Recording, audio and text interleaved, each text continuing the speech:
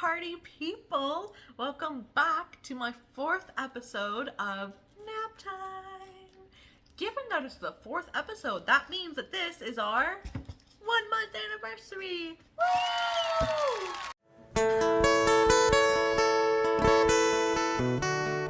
So happy 1 month. Very excited to have you here. Excited to have you back.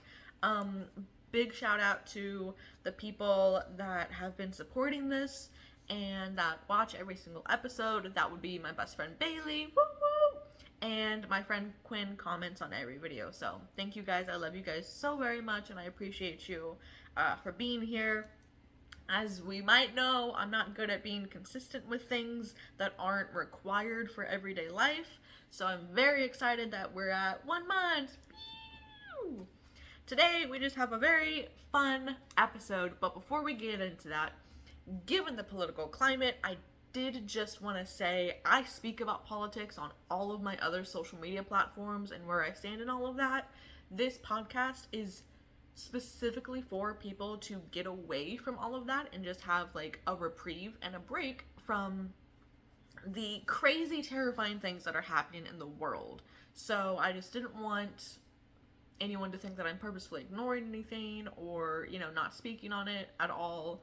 I do, just on other social media platforms. This is, again, just for chatting, just for hanging out. This is not meant to be political at all, this specific podcast. So, I absolutely love showing my boyfriend things that he wouldn't typically watch on his own unless he had me to show it to him, like Bridgerton.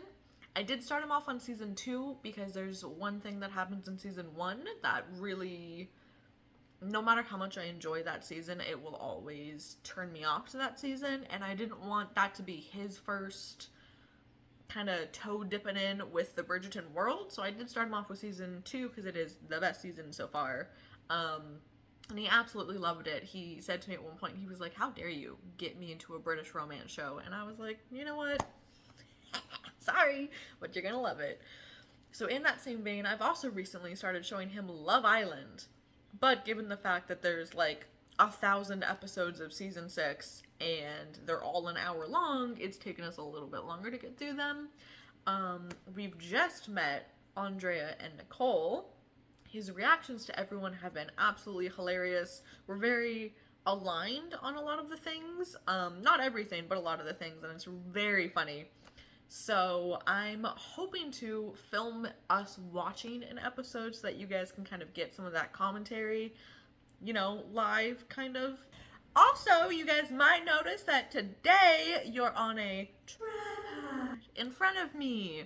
There were some audio issues with the last episode, and I worry it's because I had the phone standing upright on a computer, and so that was making the audio cut in and out. So hopefully this will fix that problem. This is a tripod I already had. So today we're going to be talking about our favorites in media. I have a few written down. Some things it is really hard to just narrow it down because it depends on my mood, it depends on the genre, the vibe that I'm going for. I think those are all the same thing really when you look at it. But we have options here. So as I've mentioned, games are very important to me, my family, the people in my life, specifically video games and board games. We do also very much love card games. So my favorite video game of all time will always be Borderlands 2.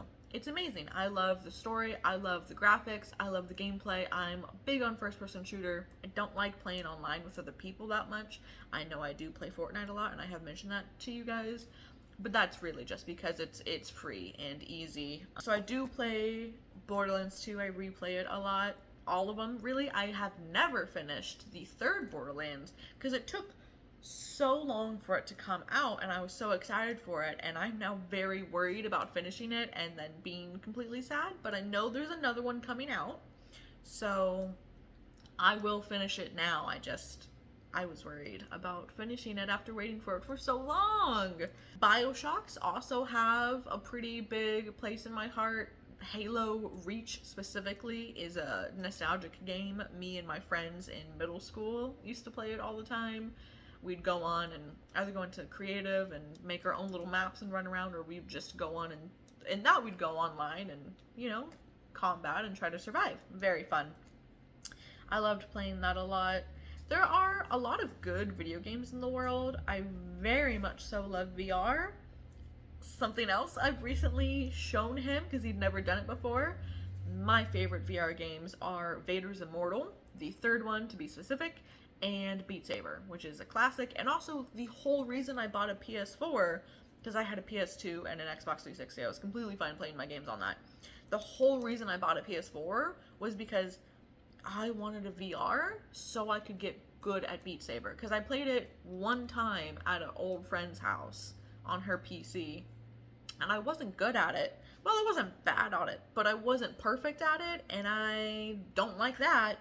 So I was making pretty good money at the time, had a lot of disposable income, went to GameStop that weekend, bought a PS4 with a VR, and it came with Beat Saber. And I've been crazy about it ever since. But if you've never played Vader's Immortal and you're a Star Wars fan, I highly recommend it. The actual story game only takes maybe 30 minutes to get through. So it's very short, but there's a lightsaber dojo, and you go in there and you can unlock different gloves and different lightsabers. I personally like to play with Darth Maul's, both in its entirety and once it's been split in half. You get to use the Force, and it's just a bunch of people coming at you and seeing either how many you can kill in a certain amount of time, or how long does it take you to kill this X amount of people. So it's really fun. After you hit, I think it's 50 kills, you get Palpatine's lightning power starts coming out for a limited time. It's very fun.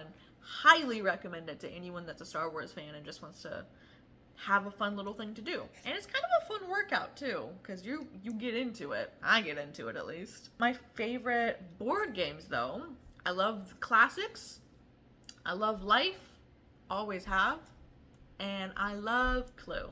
I love every iteration of both of those games. Life has a quarter life crisis version. You have to have 2 jobs and you live in like your parents' basement. It's very funny. They also have a version where you can have actual cats and dogs. So they have the little pegs that actually look like cats and dogs, which is very cute. Clue has done so many adorable little collaborations, and I think that's so cute. So I love those a lot.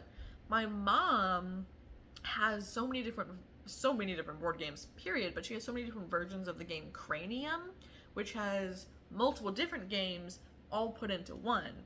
And so that would be one of my favorite games to play with my family, though it takes forever and we're all viciously competitive.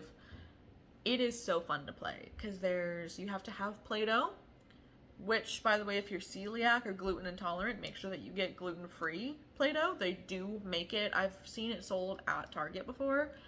Just make sure that you get that, because when my family, a couple members of my family have recently discovered that they're celiac and gluten intolerant, 2 different people, we didn't realize that there was gluten in that. So there's a little heads up for you if you're new to the journey and didn't know that yet. But you need Play-Doh because at one point you have to sculpt something without talking with the Play-Doh and make it, and that's very fun. There's a charades portion. There's a humming type of game where you have to, hum and see if you can get someone to guess the tune. There's just a lot, and it's really fun. I highly recommend it. Love that board game a lot. My favorite card game will always be Rummy. I've played it a lot my whole life with so many different members of my family. Rummy and Gin Rummy, the ways that they vary apparently depends on the person. Something that we learned when my mom started seeing my dad, for sure, because he's more of a stickler for a different type of rules. I don't know. The rules that we learned and grew up with aren't the rules that he knows all the time, so we're very much into like having burn piles and stuff like that. He doesn't really subscribe to that. That's really the main difference. I also have a deep fondness in my heart for Yahtzee. My grandma and me, pretty much every time we're together, we play Yahtzee. I kick her ass most of the time,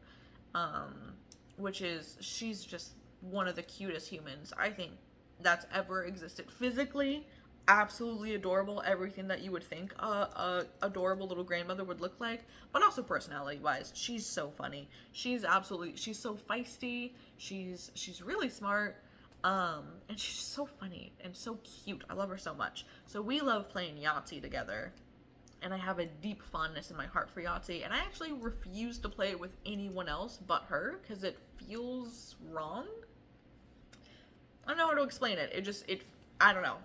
I just don't want to. I don't want to play with anyone but her. That's my Yahtzee girl. And we love playing Yahtzee together, and we have our little jokes with it, and yeah. So there was a period of time where I had moved back in with my parents a couple years ago, and so she would come up and visit a lot, and we played Yahtzee a lot. And you would think that it would run it into the ground for me, but I was just so excited. She did get a little bit better. I was just so excited, and we've been playing it since I was like 11 or 12, so around the time that I, met her and met my dad, because that's, when they came into our life. And I'm good at math. I'm not fast at math, which is terrible since so many of math things in school is how fast can you do this? I can do it, but you gotta give me a minute so I can think the whole thing through, if that makes sense. So she always was very patient with me about,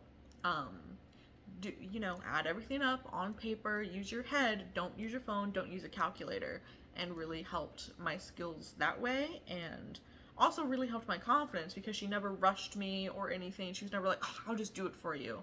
I would do it, and then I'd ask her to check and double check it, and she'd be like, yeah, no, you're doing great. See, you know exactly what you're doing. So, big fan of Yahtzee. I love her a lot. She's also in Colorado, just like most of my family is. Like 95% of my family's in Colorado. I've got a brother and sister in Arizona and another sister in Europe. Books is one of those things where you gotta give me something more specific for me to talk about a favorite when it comes to it. My favorite author is probably Nora Roberts or J.R.R. Tolkien. Obviously classic. My favorite, Nora Roberts, because I love romance, but I also love a little bit of fantasy in it. She has this series, and it's the Island of Glass series, and my mom is the reason that I love reading. She's the reason that I love a lot of things. Reading, some types of music, and some video games. She's why I have such an affinity for Donkey Kong, specifically the old N64 versions. Those are all her things. So she got me the first in the Island of Glass series while it was coming out. Oh my gosh, that was torture. Because I'm sitting there and fights are happening and a war is raging and I have to wait for the next book to come out. Not something that's happened a lot because typically I read one-off books or I discover a series after it's completely done or most of the way done. So I have a lot of things to read in the meantime. Like the Percy Jackson series. Such an extensive series because it's not just the Percy Jacksons, they go on to Heroes of Olympus, and then they have the Kane Chronicles, and then the Norse mythology one. They just have so many, and there's the Apollo one, the Son of Apollo one with Nico. It's amazing, and I also own a lot of them. And I've read, I think, all but one of his books. I don't know which one, but I think I've read all but one of his books that he currently has published, so that's also one of my favorite series. So Nora Roberts is The Island of Glass or The Bride Quartet, which The Island of Glass is about a bunch of adventurers that come together in a very supernatural way, and they're having to fight off this evil goddess from getting a bunch of stars of fortune. I'm sorry, I misspoke. It's called the Guardians Trilogy. I did not know that. I thought it was called the Island of Glass Trilogy. I think the Island of Glass is the last book in the trilogy. So sorry about that. Guardians Trilogy, very good. It's 3 books, and each book is focusing on a star that's fallen, and there's a star of ice, a star of fire, and a star of water, and they have to collect the stars and protect them from a evil goddess that's coming to get them. And then the Bride Quartet is a beautiful series. It's 4 books, quartet, and it's about a beautiful little group of friends the quartet, that's what they're called throughout the book. And each book is focused on each of them falling in love. And they also all run a wedding business together up on the Upper East Coast in Connecticut. And it's very beautiful. So each has their own little portion, flowers, cake, photography, and then just the overarching planning. Very beautiful. One of my favorite books from my childhood is Flipped. Deep fondness for Flipped, and I think one of the best book to movie adaptations out there. They did such a good job with casting. The actors were amazing. They stayed very true to the book. It was beautiful, and I love it, and I watched it a lot. My favorite nonfiction book is Man's Search for Meaning by Viktor Frankl, which is a really beautiful, endearing book, and especially with everything that's going on right now, probably a really good book for a lot of people to read. Essentially what it is it's this psychologist who was Jewish, and he survived a lot of different concentration camps, and so it's just talking about his journey and everything that happened. A lot of perspective that you didn't really learn in history if you didn't, get a master's in history. And he just has like a really beautiful perspective on it, and how no matter how much someone takes away from you, they can never take away your ability to decide how you're going to react about a situation. They can never take that away from you. And that hope that he somehow held on through this whole time, not even knowing if his wife is alive or not, his parents, it is what kept him alive. That, and he says a string of luck. It's a really beautiful book, especially if you get the edition with a foreword in it. It's a gorgeous book. I highly recommend everyone to read that book. There's also this book called The Night Circus by Erin Morgenstern. It is a fantastical book. It is gorgeous. I don't even fully know how to explain everything that goes into it. It does have a bit of a slow start, so it took me a couple years to get through it, because it's a big book, very long book with a very slow start. So it took me a little bit to get into it. But I am so glad that I did eventually force myself to sit down and read it, because after 150 pages, I was hooked, and I think I read the entirety of it in a night after I got fully hooked into it. And that was not a good decision, because I was very exhausted for work the next day. It's a very good book. I think it's just shy of 400 pages, if I remember correctly, and you're following a lot of different people's lives, primarily 3 different people's lives that all have to do with this night circus, which is this amazing circus that comes into town completely unannounced, stays for an unprecedented amount of time, and then leaves seemingly overnight. But it's big, and it's incredibly detailed, and the things that are in it, it's impossible for those things to exist. But it's being run by a bunch of people that are specialists in their trade. It's being run by a couple of magicians that no one really knows about. But no one else really knows about. Amazing book. There's romance, there's magic, there's a coming of age story in there. It's really an amazing fiction piece. I highly recommend all of these. They're my favorites. Hello. I'm gonna love all of them so much. But that was an incredible book. There are just so many. If you are looking for a book that maybe your school would make you read, Paulo Coelho's The Alchemist has sat with me for years. I actually own a copy just so I can reread it when I want to, because it is such an amazing book. And I also loved, To Kill a Mockingbird and Dante's Inferno and all of those things. But that book is one that really clung to my soul in a way that I never even wanted to shake it off. So, if you're looking for book recommendations and you haven't read those, there you go. Movies. My favorite movie of all time, I might have already said this on another podcast, has always been Mr. and Mrs. Smith. The second that movie came out and I watched it, I have not wavered in my love for that movie. It is perfect. It's got action, comedy, romance, 2 hot leads, a hot, funny side person. Adam Brody's in it, which is always a plus for me. It's great. Things blow up The woman's strong and, you know, isn't dependent on the guy. It's beautiful. It's perfect. I love it.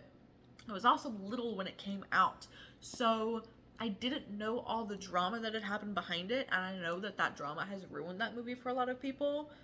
But thankfully, I had several years not knowing that with association to the movie, so it didn't ruin the movie for me because it was several years past and everyone was healed from it by the time I even learned that all the drama that had happened with it. The A-Team with Bradley Cooper and Liam Neeson, amazing movie. Amazing movie. It's definitely in my top 5. I used to just include all of the Marvel and Jurassic Parks in there also, but I feel like series shouldn't count, but they're really high up there. I'm a big Marvel person, big Jurassic Park person. Everything Everywhere All at Once is going to be up there for me as just one of the best movies I think that's ever been made. It's so well done. It's so amazing. It covers so many different things. There's so many different types of love in there, so many types of relationships. The fact that her character is in love with her husband in every universe they found each other, that's so beautiful. That's amazing. Raccacoonie, hilarious. I quote it all the time with my boyfriend. Also, anything with Ki Hai Kwan in it is gonna have my vote. Loved him since Indie. I will love him till I die. Beautiful, beautiful movie. It's so good. The Holiday, the movie with Cameron Diaz and Kate Winslet, Jude Law, Jack Black, I think is probably one of my favorite romance movies of all time. It's classic, it's well done, it's understated. I've watched it at least 50 times, could watch it another 50, and would still love it. My favorite cartoon would either be Sinbad or Treasure Planet. Treasure Planet, I think, has gotten a lot more love recently, a lot more, you know, hype around it. People being like, oh, what an underrated movie. And, you know, people love Treasure Planet and it's a great movie. But I have yet to meet someone that's outside of my family that knows the movie Sinbad when I say it. Sinbad, Legend of the Seven Seas. Great movie. Great movie. I tried to be the Goddess of Discord Ares for Halloween. No one sells that costume or dress or anything, so I tried to make it. I'd never made a dress before, didn't come out good. I had to go with a backup option, which was Anakin Skywalker, and my cat was R2-D2, covered in Jawas. Very cute, by the way. A movie that I watched a lot growing up, like on repeat, there's a lot of them actually, because I would find a comfort movie and then just burn it into the ground. But Dukes of Hazzard. I love that fucking movie. I love the movie Dukes of Hazzard. The one with Jessica Simpson in it. I love Jessica Simpson and I miss seeing her beautiful face on my screen. Like an Employee of the Month, also a hilarious movie. If you haven't seen it, we watched it recently.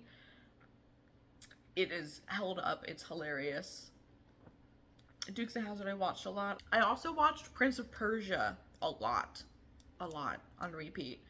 And then, of course, I grew up and I didn't realize that people hated that movie, apparently. I loved it, thought it was great. Immortals is also up there for me as a nostalgic favorite of a movie that I just watched a whole bunch. I've also been really into spaghetti westerns my whole life. John Wayne's great, but Clint Eastwood was my man. Two Mules for Sister Sarah is probably the best spaghetti western, in my opinion. Very big fan. Loved watching it. Haven't watched a lot of his newer movies because I don't want to. I don't know. Those are great. My favorite TV show is The Good Place. I cannot think of a single better TV show with no lulls or anything. I had an old friend watch it at one point in time, and after he finished watching it, he also really loved the show. And he said something that is completely true, which is there are no filler episodes of that show. There are no episodes that you feel like aren't important to the plot.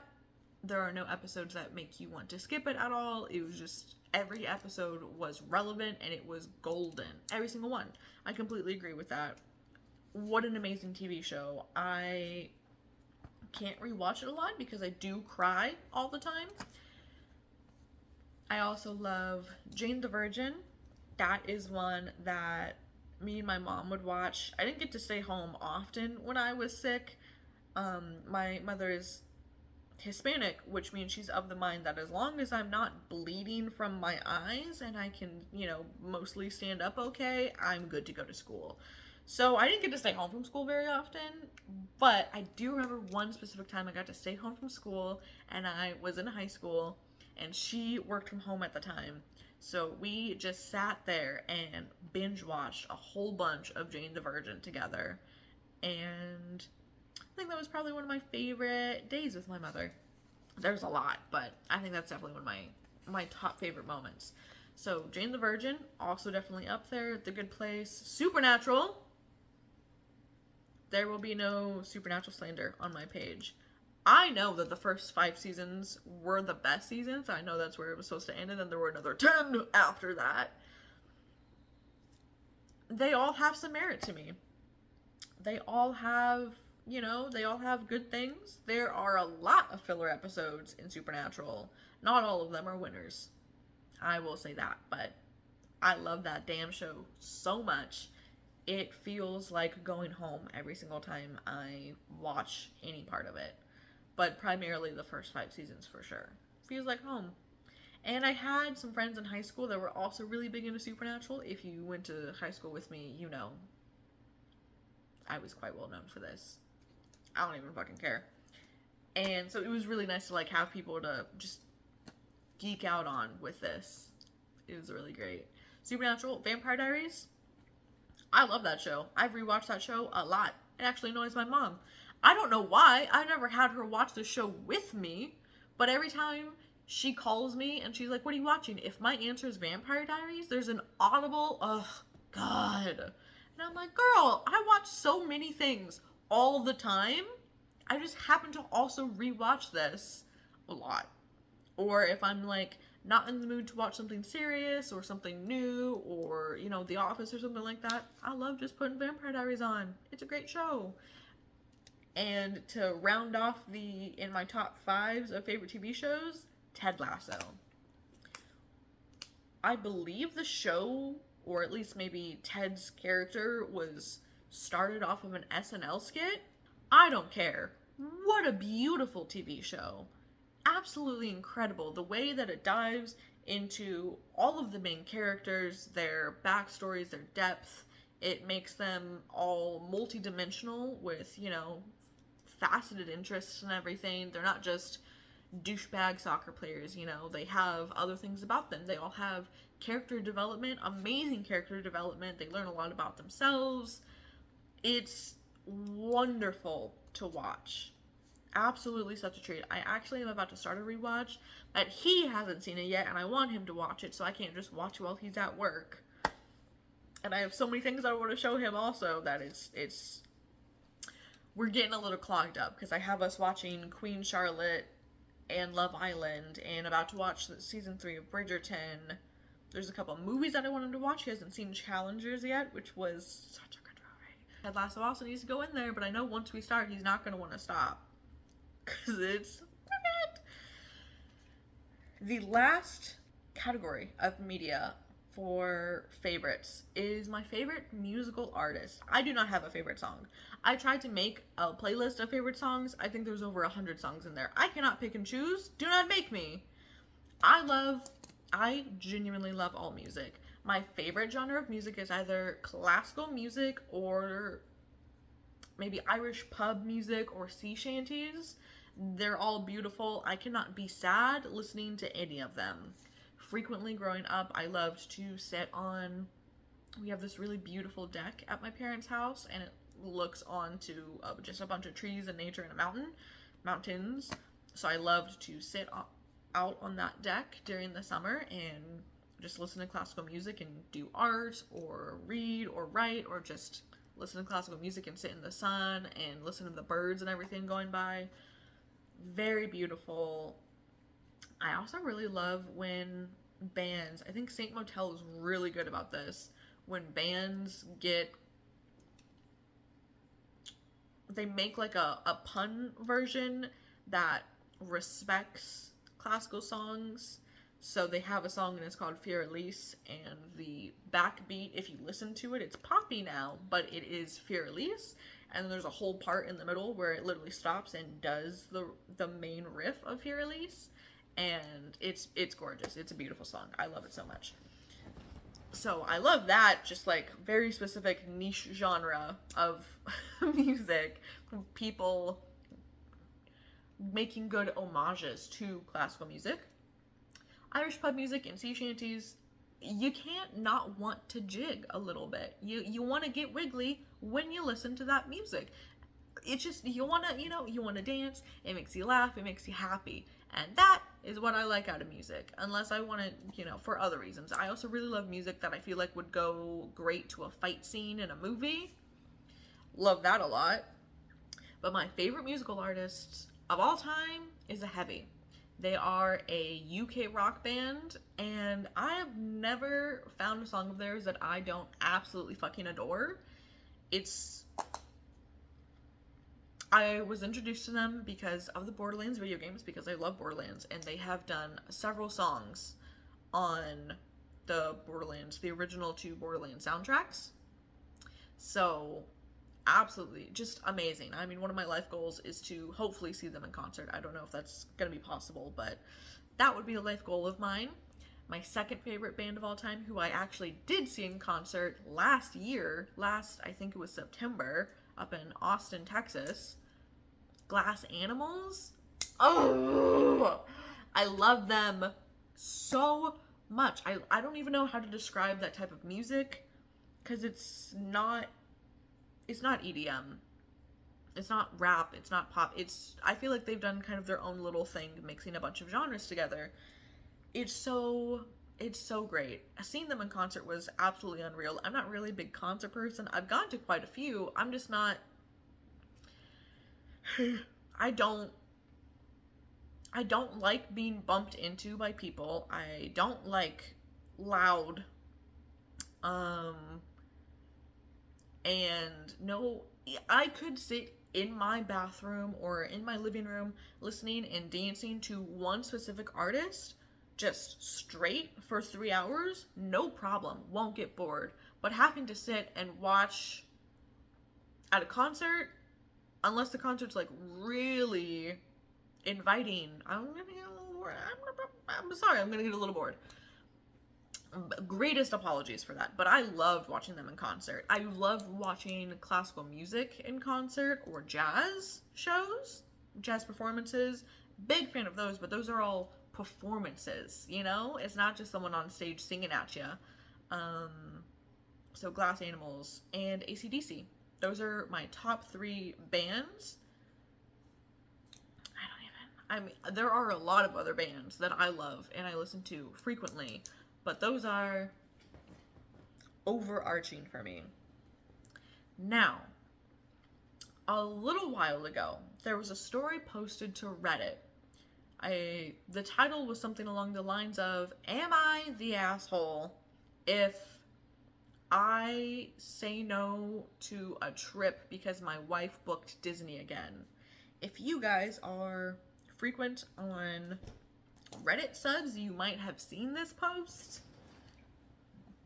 There was some discussion on if this was a real post or not.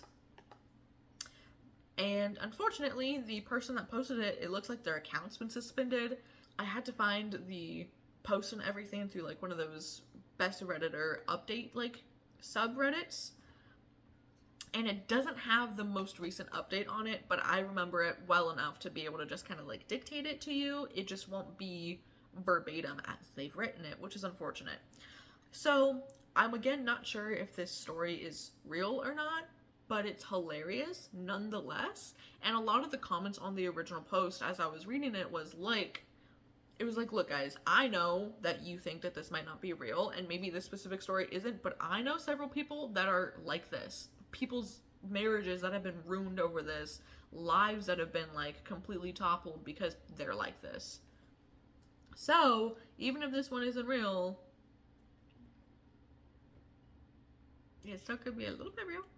Okay, am I the asshole for just deciding not to travel because my wife made reservations for Disney again? My wife Jess and I have been married for the past 13 years. We're both 39.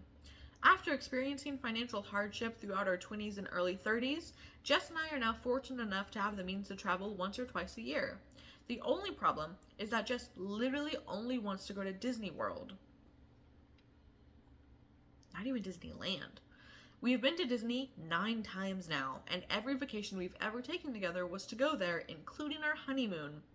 We go, we eat the Mickey Mouse ice cream, we wear the mouse ears, we stay in the official hotels, we see the characters, we ride the rides, we take the pictures in front of Cinderella's castle, we come home. Every trip. I'm honestly beyond sick of Disney, and I never really liked going in the first place. Jess knows this, but she has no concept of travel beyond Disney. We're currently planning a trip for April, and Jess, as usual, said that we can just go to Disney. I explained that it sounds fun, but hey, why don't we go somewhere like Hawaii this time? Jess was confused. She asked why we would go to Hawaii. I responded that we could enjoy the spas and go to the beach. I just was confused. I love that word because every time I hear it, I picture like that, you know, when dogs are confused and they're like, what? So I'm picturing just like a grown woman being like, not go Disney? What mean? Crazy. Jess mumbled a half-hearted answer and walked away. A few days later, she approached me, saying that she made hotel reservations for Hawaii. At first, I was excited because although she did so without consulting me, it seemed like she was really listening. But then, when she showed me the hotel she booked, I found she'd made reservations for Aulani, the Disney resort in Hawaii. Frustrated that I told her I'm honestly tired of Disney, I just want to have a different experience this time, she told me she was compromising with me and that I should be appreciative for the time she spent. I asked her if she was willing to consider anything other than Disney for our trip, and she said no. So at this point, I said that I wasn't going. Now she's furious. She canceled the reservation she made, and now she's looking for a friend to go to Disney World again without me. Was I the asshole here for not trying to accommodate her request? So the top comments for this would be, how the fuck did this go on for 9 trips without you saying something? I'd have gone mad after a second time. Fair. For fuck's sake, does she realize there's a whole non-Disney World out there, and it's much less expensive with shorter lines? However, you should also consider being more truthful with your wife. If you can't even be truthful to your wife, who can you be truthful with? It obviously did not sound fun at all to you, so just be clear on that. In fact, the second time she booked the Disney trip, you should have been honest with her and suggested something else. At 39, it might be time to consider broadening her horizons and embracing more of what the world has to offer. Life is too short to be spent solely between home and Disney when there's so much out there waiting to be explored. I agree with a lot of that. I mean, there is so much out there that needs to be explored, and there's so many fun experiences. Good shit, just go to Universal if you still want to go to a theme park. Universal is, in my opinion, the better one. I love Universal so much. I've only been once as an adult, because I'm not psychotic. I think that's crazy that she absolutely, from what he's saying, doesn't even seem like she wants to do anything besides go to Disney World. Why are you that infatuated with it? Why are you that infatuated with it? Update, December 20th, 2024, 1 week later. I screwed up. I know most people were giving me the not the asshole judgment, but Jess actually showed a great deal of openness to my idea. No, she didn't. She took initiative by reserving the hotel because she wanted me to be happy, controlling. When I said, nope, no Disney, she felt that I hadn't put any effort into taking her feelings into consideration. Kind of true. And she was completely right. Nah, I hadn't. It was, in a twisted way, my form of revenge for dragging me to Disney World all those times. She's still trying to drag you to something Disney. I'm sure that the resort isn't the same as Disney World, but also, why are you going to go to Hawaii and stay at a fucking Disney resort? Don't do that. Absolutely don't do that. If you travel to Hawaii, which, you know, invest in locals there. That's what you should do, and respect their culture, and don't stay at a Disney resort. But also, she didn't take your feelings really into consideration at all, and she booked that probably hoping that you would be like, oh, well, it's already booked, so I guess we're just going to this now, you know? She didn't think there would be any fight back on that. And some people commented about how Aulani barely even looks like a Disney resort at all. This is something I should have researched myself before I threw the gauntlet down with Jess. When I looked into it, it looks like a run-of-the-mill Hawaiian resort. In my defense, going to Disney World 9 times has kind of made me sensitive. And I'm fairly sure that on a Rorschach test, I'd seen nothing but mouse ears at this point. But I really should not have jumped to conclusions. Mickey haunts his dreams. A day after I made the post, I approached Jess and apologized. I was wrong. Yes, she might be a Disney adult, the worst kind. But aside from always wanting to go to their theme parks, she's never obnoxious about it. I said I was sorry and asked for permission to reserve the hotel again, and Jess responded that she'd love to go to Aulani with me. When I told her it's not really all that Disney, Jess said, of course I knew that. I wanted to go because my sister said it was beautiful. I'm a moron. Jess and I have replanned our vacation, and we're super excited to be going now. I came to this realization because a lot of people pointed out some things I should have figured out myself. So thank you. Man, did you get gaslit. 9 fucking vacations in a row to Disney. Did she take your feelings into account any of those 9 times? Nope. Commenter 2. What do you mean she's never been obnoxious about it? She's dragged you to Disney 9 times in your marriage, ignored your communication that you wanted to go somewhere else. When you put your foot down, she scheduled a 10th Disney vacation just at a different Disney location. Is this even OP? Did she tie you up and gag you with Mickey Mouse ears typing on your account? Because her behavior is not okay, and a 10th Disney trip when you said no more Disney is zero compromise on her part. Do you need to be extracted? 3. This update actually makes me sad. I'm sure Aulani is lovely, but Jess still is not considering your feelings, and you still aren't standing up for yourself. You need to communicate respectfully, calmly, and like adults. Maybe this is a good bridge to less Disney-centric vacations. Maybe not, but unless you communicate your frustrations, you're going to be going to something Disney-themed next time, too. New update. January 5th, 2025, nearly 3 weeks later. Hi again, everyone. Unfortunately, we will not be going to Aulani for our upcoming vacation. A couple of days after Christmas, Jess had a minor car accident. She mistook drive for reverse and backed into our garage door. When I heard the loud bang, I ran outside and I found Jess holding her neck in the car. I immediately drove her to the hospital where she got x-rays done. She seemed fine, but the doctor said that based on her symptoms, headache, neck pain, numbness in her fingers, she could have whiplash. Jess and I figured that she would be fine in a couple of days, but almost 2 weeks later, she's still complaining about back pain. Yesterday, she approached me, saying that she wasn't confident she could go to Hawaii in a few months. I asked what she wanted to do, and while apologizing profusely, she asked me if we could postpone that trip. I responded that she had absolutely nothing to apologize for. Just wait. After that, she said that she felt bad about not being able to go to Hawaii, but she might be able to make it to Disney World. While I didn't understand at first, she told me that it has very high accessibility and, in a worst case scenario, ECV rentals. She doubts that will be necessary, but assured me that we could take it easy there. Yeah, no better place to take it easy than a theme park surrounded by screaming children and rides that throw you around. Nothing like a crazy spa on a beach where you get to lay by the ocean all day. What?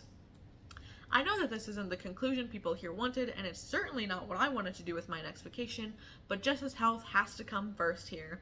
We've made our reservations. It's not where I want to go, but Jess is super happy right now, and that's what matters most to me. Thank you all for your input.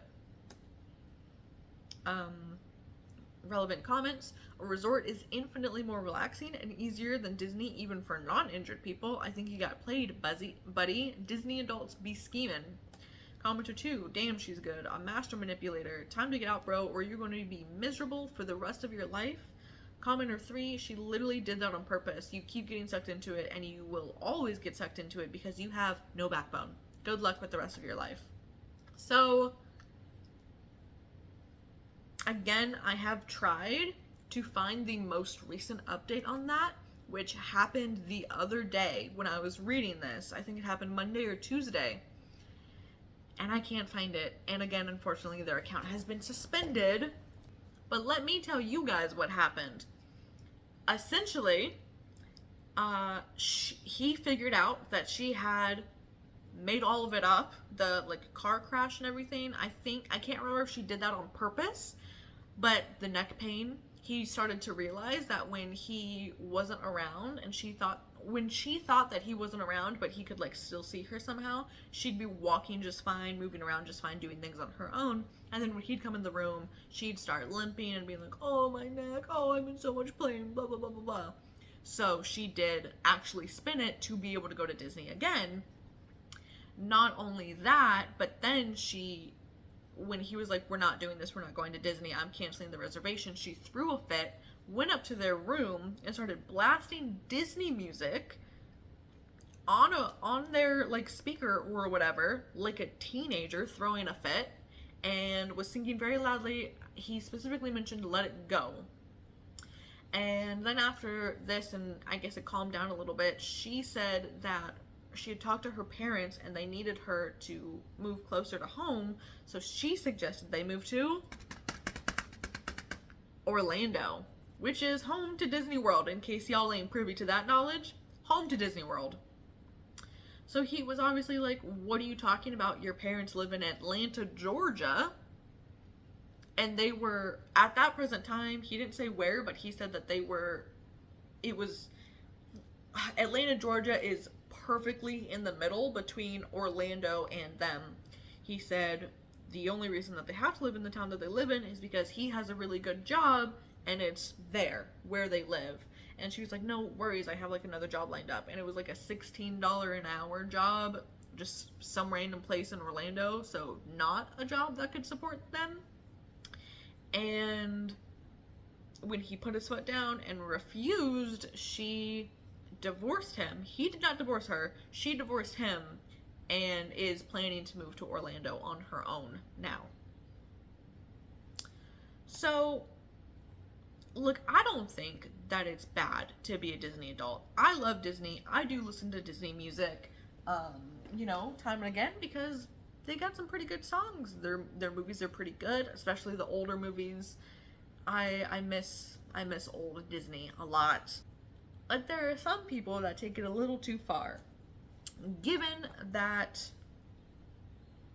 his account was suspended, I am led to believe a little more so that maybe, that story wasn't true. But again, like I said, there were a lot of commenters in there that were like, even if this isn't true, this does happen in real life to people. Trust me. So, absolutely crazy. If you guys know a Disney adult that's to that level of crazy or anything like that, please tell me your story below in the comments. I'd love to hear about it. I am gonna wrap up this episode as kind of a fun little bonus. I'm hoping to, at some point this weekend, like I mentioned, film us watching the next episode of Love Island, which I do believe will include a certain decision involving Rob and Andrea. Ooh! So I'm hoping to post that sometime over the weekend so that you guys can enjoy the amazingly hilarious reactions that my boyfriend has to this TV show. I also really want to film his reaction to the "and now you're sending 3 home" moment, because it's just hilarious. And so excited to see where it goes. If you guys have any suggestions of things that you think I should show him next that he wouldn't typically watch on his own, or maybe listen to, read, whatever, let me know. I'd love to hear your favorites for all the things I listed: video games, board games, card games, movies, books, TV shows, musical artists. If you somehow know your favorite song of all time, let me know. Probably my most nostalgic one, this will be a little insight into Erica, is gonna be Boogie Fever by the Silvers. I've loved that song since I was little. I've played it a lot. It's amazing. So that's probably my most favorite song. I feel a deep pit when I try to make a decision on that, like I'm leaving someone out and they're gonna feel hurt about it. So that's where we are on that. Thank you so much for joining me again on another episode. I hope you guys enjoyed this episode. Again, if you're not subscribed already, please subscribe down below, like the video, leave a comment, try to boost it out into the world so that I can, I don't know, talk to more friends. I hope you guys all have a great weekend. Hope you had a great week. And I'll see you next week. Bye. Oh, you can't see it right now, but there's a cat to the right of me and she's stretching very cutely. Let's see if we can.